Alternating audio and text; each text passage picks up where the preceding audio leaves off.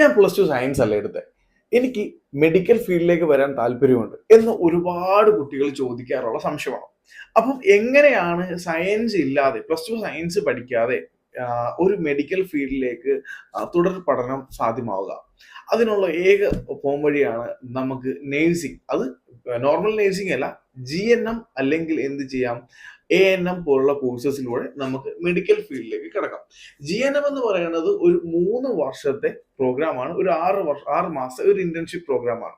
ANM എന്ന് പറയുന്നത് ഒരു വർഷം മുതൽ 2 വർഷം വരെ ഉള്ള ഒരു കോഴ്സാണ് ANM എന്ന് പറയുന്നത്. ഞാൻ ഒരിക്കലും ANMനെ അധികം സപ്പോർട്ട് ചെയ്യില്ല, GNM ആയിരിക്കും ഞാൻ കൂടുതലും ഒന്നും കൂടെ സപ്പോർട്ട് ചെയ്യുക. കാരണം ജോലിയുടെ ഇനി അങ്ങോട്ട് പോകെ പോകെ GNM ഒക്കെ ആയിരിക്കും കൂടുതലായിട്ടും നമുക്ക് യൂസ്ഫുൾ ആയി വരിക. ANMന് അത്രത്തോളം വാല്യൂ വരാനുള്ള ചാൻസസ് കുറവാണ്.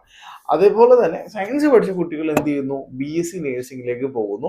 എന്നാൽ BSc നേഴ്സിംഗ് ആണോ നല്ലത്, GNM എടുത്താൽ അത് ശരിയാവുമോ എന്നൊക്കെയുള്ള ഡൗട്ടുള്ള കുട്ടികൾ പേടിക്കണ്ട. GNM 3 വർഷം പഠിച്ചതിന് ശേഷം നമുക്ക് എന്ത് ചെയ്യാം, 2 വർഷത്തെ പോസ്റ്റ് BSc നേഴ്സിംഗ് എടുത്ത് BSc നേഴ്സിംഗിന്റെ ലെവലിലേക്ക് തന്നെ എത്താവുന്നതാണ്. GNM എന്ന് പറയുന്നത് 3 വർഷത്തെ കോഴ്സാണ്. അപ്പോൾ ഒരു ഡിഗ്രി കോഴ്സ് ആണെന്ന് ഒരുപാട് പേർക്ക് തെറ്റിദ്ധാരണ ഉണ്ട്. എന്നാൽ അത് ഒരു ഡിഗ്രി കോഴ്സ് അല്ല, 3 വർഷം ആണെന്നെങ്കിൽ ഉള്ളൂ. ഒരു ഡിഗ്രി കോഴ്സ് അല്ല, ഡിപ്ലോമയാണ്. അതേപോലെ തന്നെ GNM BSc നേഴ്സിംഗ് എന്ന് പറയുന്നത് 4 വർഷത്തെ പ്രോഗ്രാമാണ്. ഓക്കെ, അപ്പോൾ നമുക്ക് ശ്രദ്ധിക്കേണ്ട കാര്യങ്ങൾ എന്തൊക്കെ ആണ് ഒരു നേഴ്സിംഗ് അഡ്മിഷനെ പറ്റി വരുമ്പോഴാണെങ്കിലും GNMന്റെ അഡ്മിഷൻ പ്രൊസീജിയറിനെ പറ്റിയാണെങ്കിലും ഒരുപാട് സംശയങ്ങളാണ് എല്ലാവർക്കും ഉള്ളത്.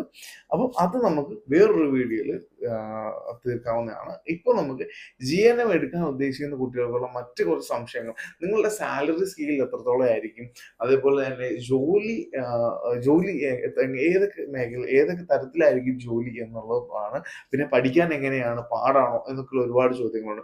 BSc നേഴ്സിങ്ങിനെ കമ്പയർ ചെയ്യുമ്പോഴത്തേക്ക് GNM കുറച്ചും കൂടെ നിങ്ങൾക്ക് ഈസി ആയിട്ട് കംപ്ലീറ്റ് ചെയ്യാൻ സാധിക്കും. പിന്നെ അതേപോലെ ഫീസിന്റെ നോക്കണം. നമുക്ക് ഗവൺമെന്റ് സീറ്റുകളാണെങ്കിൽ വളരെ കുറച്ച് ഗവൺമെന്റ് സീറ്റുകളാണ് അവൈലബിൾ ആയിട്ടുള്ളത്.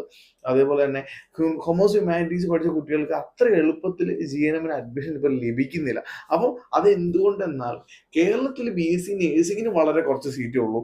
അങ്ങനെ വരുമ്പോൾ ഈ സയൻസ് പഠിച്ച കുട്ടികൾ അവർക്ക് കേരളത്തിൽ തന്നെ പഠിക്കണമെന്നുള്ളത് കൊണ്ട് തന്നെ അവരെന്ത് ചെയ്യുന്നു, GNMനും അപ്ലൈ ചെയ്യുന്നു. അപ്പോൾ GNMനും അപ്ലൈ ചെയ്യുമ്പോഴത്തേക്ക് നമ്മൾ കൊമേഴ്സ് ഹ്യൂമാനിറ്റീസ് പഠിച്ച കുട്ടികൾ അവരെക്കാളും കുറച്ചുകൂടെ പുറകിലേക്ക് വരുന്നത് കൊണ്ടാണ് നമുക്ക് എന്ത് പറ്റാത്തത്, GNMന്റെ അഡ്മിഷൻ അത്ര കണ്ട് എളുപ്പമല്ലാതായി വരുന്നത്. ഓക്കെ, പിന്നെയുള്ള സംശയം എത്രത്തോളം സാലറി ലഭിക്കുന്നു എന്നുള്ളതാണ്. നമുക്ക് BSc നേഴ്സിംഗിനെ അപേക്ഷിച്ച് കുറച്ചുകൂടെ കുറവായിരിക്കും നമുക്ക് സാലറി സ്കെയിൽ വരിക. പക്ഷെ ഇന്ന് വേറൊരു കാര്യമുണ്ട്, വിദേശത്തൊക്കെ ഒരുപാട് കുട്ടികൾ ജോലി തേടി പോകുന്നുണ്ട്. അവരെല്ലാം കൂടുതൽ ഓപ്റ്റ് ചെയ്യുന്നത് വളരെ പെട്ടെന്ന് തന്നെ എനിക്കൊരു മെഡിക്കൽ കരിയർ പഠിച്ച് പെട്ടെന്ന് തന്നെ വിദേശത്തേക്ക് പോകണം, എബ്രോഡ്, UK, കാനഡ എന്നുള്ള യൂറോപ്യൻ കൺട്രീസിലേക്കൊക്കെ പോകണം, അല്ലെങ്കിൽ ഗൾഫ് രാജ്യങ്ങളിലേക്ക് പോകണമെന്ന് ആഗ്രഹിക്കുന്ന കുട്ടികൾ എന്ത് ചെയ്യുന്നുണ്ട്, GNM എടുക്കുന്നു. കൊമേഴ്സ് ഫീൽഡിലല്ലാതെ, സയൻസ് ഫീൽഡിലല്ലാതെ കൊമേഴ്സ് ഫീൽഡ്, ഹ്യൂമാനിറ്റീസ് ഫീൽഡ് ഉള്ള കുട്ടികൾ GNM എടുത്ത് പെട്ടെന്ന് തന്നെ മൈഗ്രേറ്റ് ചെയ്യാൻ പോകുന്നുണ്ട്. നമുക്കിപ്പോൾ സാലറിയെ കുറിച്ച് പറയുകയാണെന്നുണ്ടെങ്കിൽ നമുക്ക് കേരളത്തിൽ പൊതുവെ സാലറി വളരെ കുറവ് തന്നെയാണ്. ഒരുപാട് പ്രശ്നങ്ങൾ സാലറി മുൻനിർത്തി വന്നിട്ടുണ്ട്, ഒരുപാട് സമരങ്ങളും ഒക്കെ വന്നിട്ടുണ്ട്. എന്നാലും നമുക്ക് കേരളത്തിൽ വളരെ കുറവാണ്. പ്രൈവറ്റ് മേഖലയിൽ, ഗവൺമെന്റ് മേഖലയിലേക്ക് നമ്മൾ ഈ ഒരു നഴ്സിംഗ് ഫീൽഡ് പഠിച്ചിട്ട് എത്തുകയാണെന്നുണ്ടെങ്കിൽ നമുക്ക് ഒരുപാട് നല്ല സാലറി തന്നെയാണ് കേരളത്തിലും, അത് മറക്കാതിരിക്കുക. അതേപോലെ തന്നെ പുറത്തായിരിക്കും കൂടുതൽ, മറ്റ് കേരളത്തിന് ഇന്ത്യക്ക് പുറത്തുള്ള രാജ്യങ്ങളിലായിരിക്കും നിങ്ങൾക്ക് കൂടുതലായിട്ടുള്ള സാലറി ഓഫേഴ്സ് നിങ്ങൾക്ക് ലഭിക്കുന്നത്. ഓക്കെ, അപ്പം ഒരിക്കലും നേഴ്സിംഗ് എന്നൊരു ഫീൽഡ് അത്ര എളുപ്പമല്ല. നിങ്ങൾ എളുപ്പം മാത്രമല്ല, നിങ്ങൾക്ക് അതിനൊരു ഒരു സർവീസ് നൽകുന്ന ഒരു മേഖലയാണ്.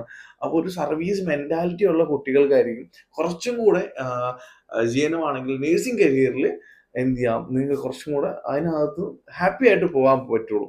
അത് എൻ്റെ ഒരു ഒപ്പീനിയൻ അല്ല, അതാണ് സത്യമായുള്ള കാര്യങ്ങൾ. പിന്നെ എത്ര ആയാലും പ്രശ്നമില്ല, എത്ര കഷ്ടപ്പെടാനുള്ള മൈൻഡുള്ള ആൾക്കാർ ഒരുപാട് പേരുണ്ട് എങ്ങനെയെങ്കിൽ. കാരണം ഏറ്റവും കൂടുതൽ സാലറി വാങ്ങിക്കുന്നത് ഇന്ന് പുറത്ത് മെഡിക്കൽ സെക്ടറിലുള്ള നേഴ്സുമാരാണ്. ചിലരൊക്കെ പറയാറുണ്ട്,